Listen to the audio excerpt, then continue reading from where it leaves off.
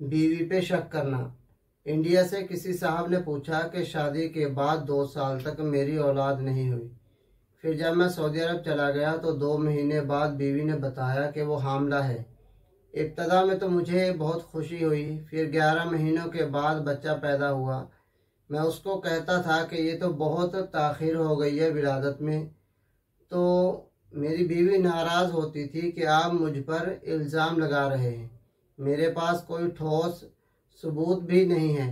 मुझे नहीं पता कि मेरी बीवी सच बोल रही है या झूठ बोल रही है। मैं बहुत परेशान हूँ कि क्या करूँ। आपको परेशान होने की बिल्कुल भी इजाज़त नहीं है। बच्चा आपका है और शरीयत में इस तरह की इजाज़त नहीं है कि आप अपनी बीवी पे शक करें कि 11 महीनों के बाद बच्चा पैदा हो रहा है। 2 साल तक भी हमल माँ के पेट में रह सकता है। 2 साल बाद भी बच्चा पैदा हो सकता है। ये तो आजकल डॉक्टरों ने कहा हुआ होता है कि बस इतना टाइम हमने दे दिया है, तो अभी ये लाजमी है कि ये मार्केट में आना चाहिए। वरना ऐसे बहुत से वाक़यात हैं कि बच्चा 1.5 साल बाद भी पैदा हुआ है, 2 साल बाद भी पैदा हुआ है।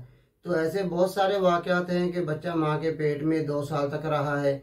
और वैसे भी मियाँ बीवी के जब भी औलाद होगी ना, शादी के 6 महीने बाद अगर औलाद हो रही है, कम से कम 6 महीने शादी के बाद, तो शरीयत में हुक्म है, नबी सल्लल्लाहु अलैहि वसल्लम की सही हदीस है बुखारी मुस्लिम की, जिसकी बीवी के यहाँ बच्चा पैदा होगा तो वो बच्चा शोहर ही का होगा।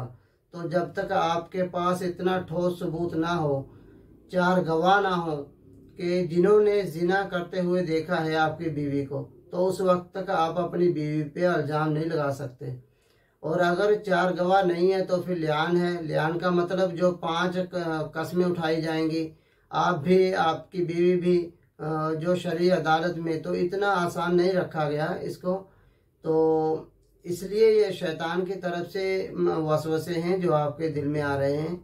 आप खामखा में एक औरत पे शक कर रहे हैं, तो ये जायज़ नहीं है।